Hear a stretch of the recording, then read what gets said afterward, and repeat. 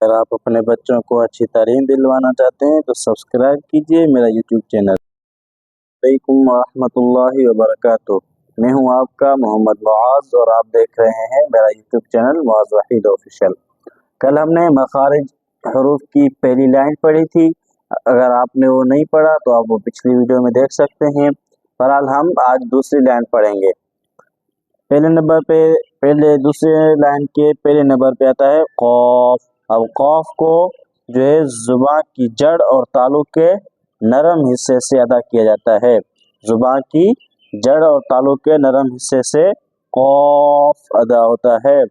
और फिर दूसरी लाइन के दूसरे नंबर पर कैफ है, क्या कैफ, और ये अदा होता है जुबान की जड़ और तालु के सख्त हिस्से से।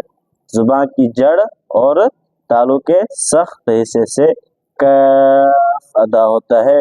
ये जुबान की जड़ और तालु के नरम हिस्से से, ये जुबान की जड़ और तालु के सख्त हिस्से से।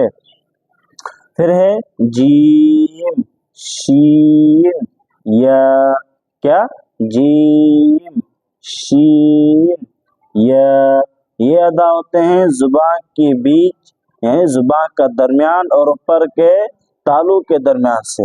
जुबान का बीच और ऊपर के तालु के बीच से ये तीन हरफ अदा होते हैं। जीम, शीन, या, क्या जीम, शीन, या। आज के लिए इतना काफी है। बाकी मिलते हैं अगली वीडियो में नए सबक के साथ। तब तक के लिए अल्लाह हाफिज।